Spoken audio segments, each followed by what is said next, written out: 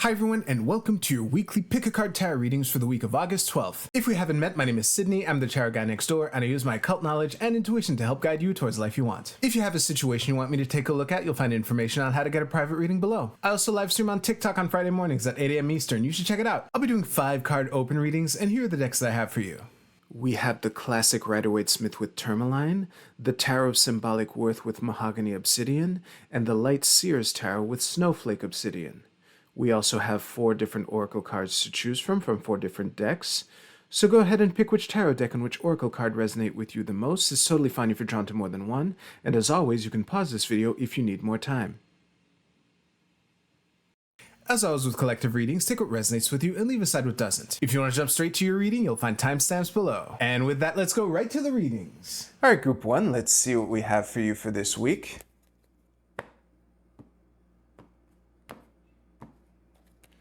Throw down all 5 cards. Don't panic. Okay.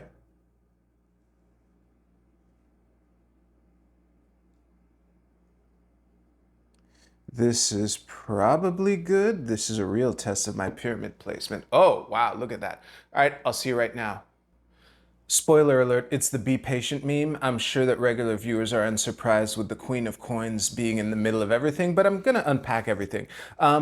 Honestly, I'm not sure if these 3 figures are different aspects of the same person, or if they're 3 different people, or if it's, you know, something in between. But other spoiler alert, it's looking like a bad week for the Knight of Swords. The charge, act now, go, go, go, attitude reflected in this knight isn't in its home in this week, let's say. The thing that leaps out at me also is that the pips that are depicted here are all odd and they're all reversed, which is, again, coming down to the not moving as quickly as you would like, and the disappointment that ensues, and maybe even the, you know, not having the resources that you feel you need in order to advance, and maybe that being the cause of the disappointment or frustration, causing a reevaluation of things and all that great stuff. So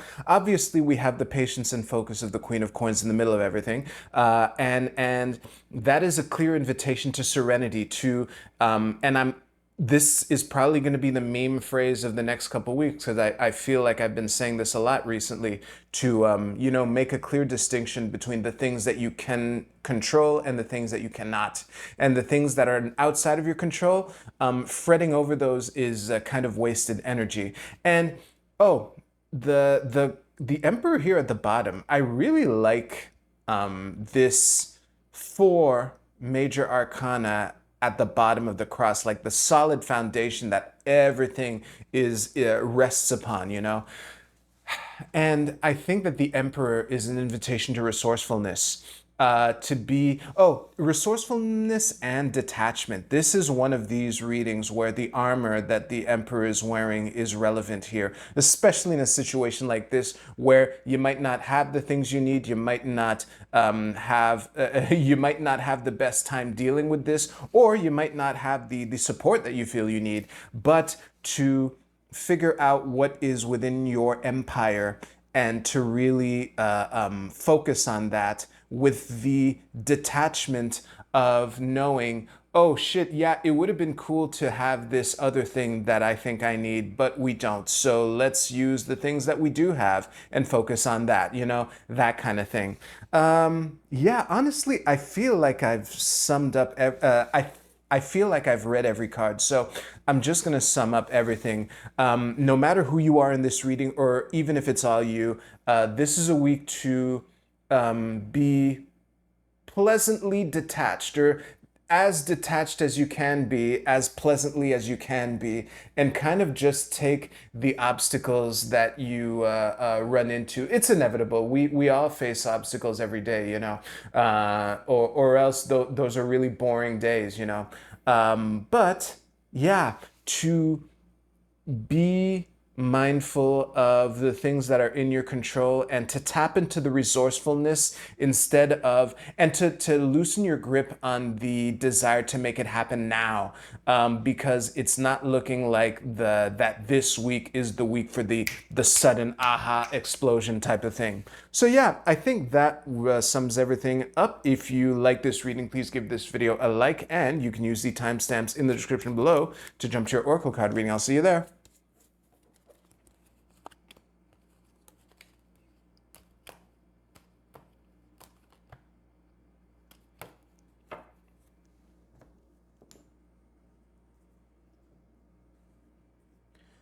All right, group 2, let's see what we have for you for this week.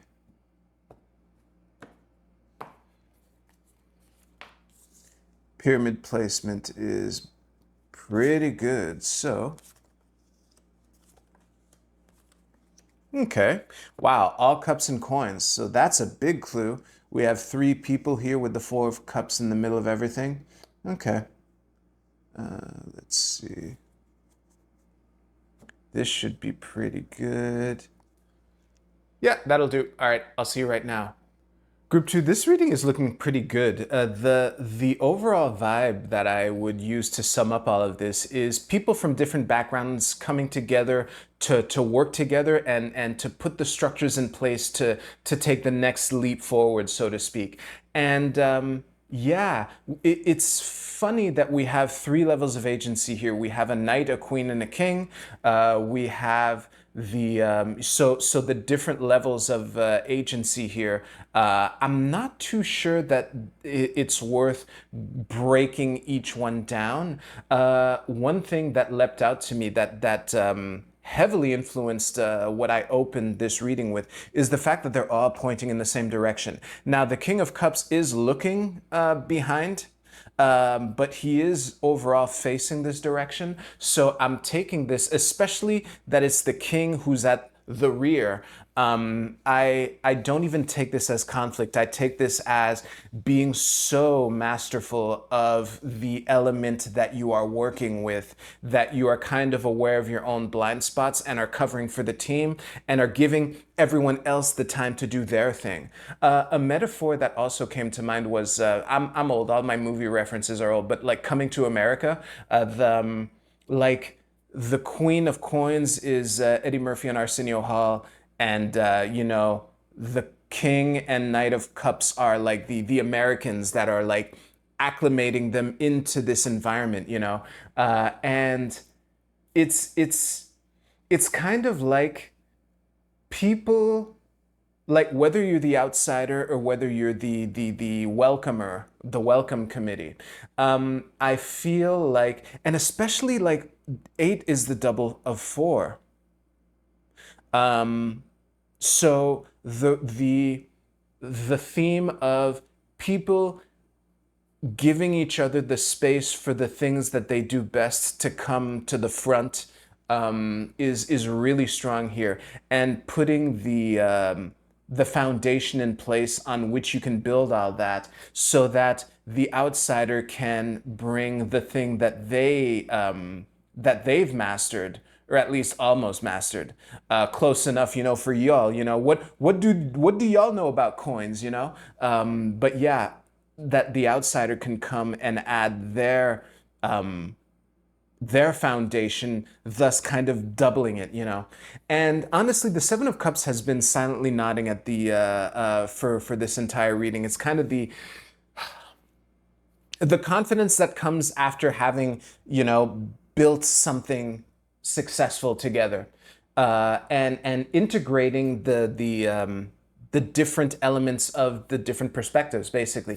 I feel like I'm looping, and I don't even feel like there's anything left on the table, so I'm gonna abruptly end the reading there. Thank you very much. If you liked your reading, please give this video a like, and you can use the timestamps in the description below to jump to your Oracle card reading. I'll see you there.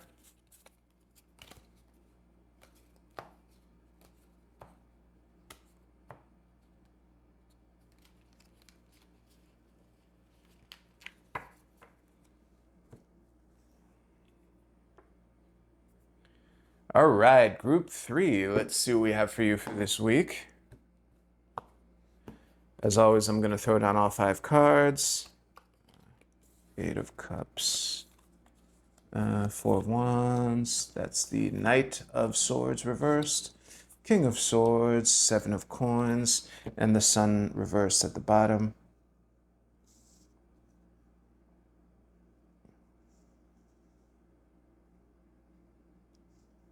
This should be pretty good. If it's crooked, it's not very crooked. Yeah, exactly. Ooh, it's a little low, but yeah, this card is all in screen. All right, I'll see you right now. Group 3, the phrase that best sums up all of this is take the small wins. It's really fitting that we have the big joy, the sun, being reversed at the bottom of the deck, underpinning everything, but the small joy, the Four of Wands, that the party, the checkpoint, the celebration of wins on the way to something bigger is upright, you know?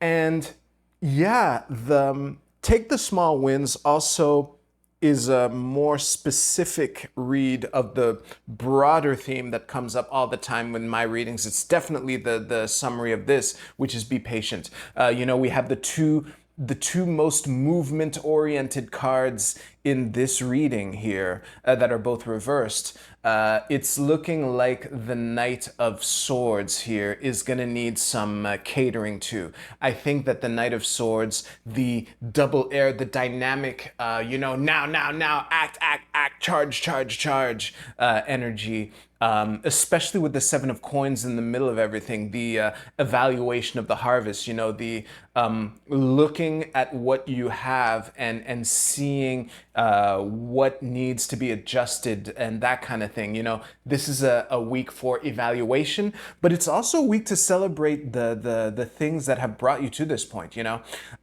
Honestly, the Eight of Cups here, it's difficult for me to read it in the sense that, especially if it's a collective reading, it's difficult for me to determine if it is, you know, leaving when you should leaving when you should stay or staying when you should leave. I'm not sure which one it is. My general rule of thumb, as always, is whichever one you hope it is, it's probably the other one. But yeah, I honestly won't say much more about the Eight of Cups because this is some kind of longing that the person experiencing it feels can be resolved elsewhere. And I'm not sure, given all of this and given the fact that it's a collective reading, you know, how to guide that particular part. So again, it's probably the other one. But regardless of anything, I really like this King of Swords here, looking at the harvest, you know.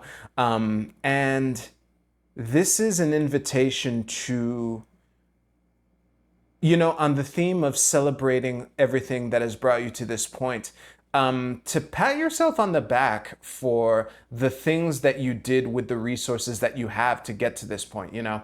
That might be the, instead of why hasn't it happened yet, which is a question that comes up a lot when we're with these cards, you know, how awesome is it that the things that I've learned have been useful to me thus far, can help you, you know, see the little wins that you have to celebrate right now, as opposed to focusing on the big thing that you might not have yet and that you might not have right away, you know. And it's in focusing on the accomplishments that you've had thus far and the lessons and the knowledge that you've used, that you can kind of build that resilience to have the patience that you'll need to get to where you want to go. That was a mic drop. I'm going to end everything there. Thank you very much. If you liked your reading, please give this video a like. And if you don't want to watch me pick up your reading, you can use the timestamps to jump to your Oracle card reading. I'll see you there.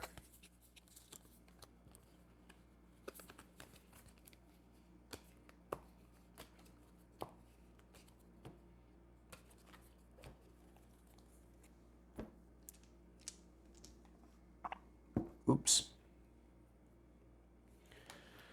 All right, Oracle card time. This should be good enough. Let's do it like that. All right, Group A, your card is the Abysmal. This is I Ching hexagram number 29. And the keywords are danger, insecurity, overwhelm, unpredictability, hazardous conditions, dark emotions, facing fear and courage. As is often the case when I pick this card, I want to emphasize the facing fear and the courage. What I would say is that keep in mind that the universe doesn't give you things that you're not able to handle, and also that it's in times where things look their scariest that you can find out what you're really made of, and also it's also an opportunity to find out how your fears might have been exaggerated, and when you actually, courageously face the thing that you're afraid of, that that it ends up playing out a lot better than you would have anticipated, Group B, your archetype is the goddess. Look at that. I pulled this card not that long ago. The light attribute is feminine, expressed through wisdom, nature, life force, and sensuality. The shadow attribute, which I remember, is exploitation of the female nature and form. Listen, if the shoe fits, wear it. I'm not sure how to read the shadow attribute of this card into the readings, but I will say to, try as much as you can to remember how awesome you are and to let that confidence and that self-assuredness shine through. I just want to reread the light portion. The feminine expressed through wisdom, nature, life force, and sensuality. Yeah, that's a good note to end on. Group C, your card is the Crow Spirit. Co-create with spirit.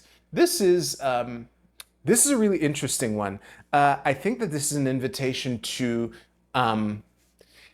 take the things that this week throws at you and see how you can add your little thing to them. Like the reason that I'm phrasing it that way is that often when things appear as obstacles, it's kind of an opportunity for you to express your creativity and say, how can I mitigate this a little bit? That kind of thing.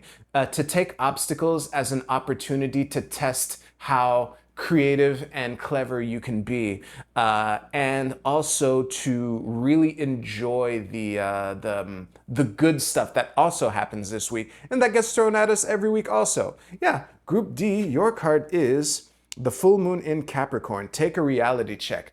This is the funny thing for me is that I'm recording this on Capricorn full moon weekend. I'm comfortably far ahead in my weeklies, but regardless, I think that this is a, so if the full moon is in Cap, that means the sun is in Cancer.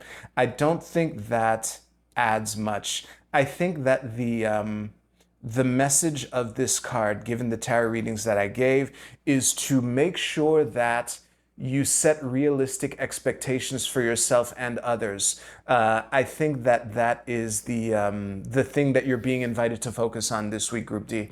And I think that's a good note to end everything on. Thank you very much for watching. If you like this video, please give this video a like. I hope you'll have a great week. Take care. I'll see you soon.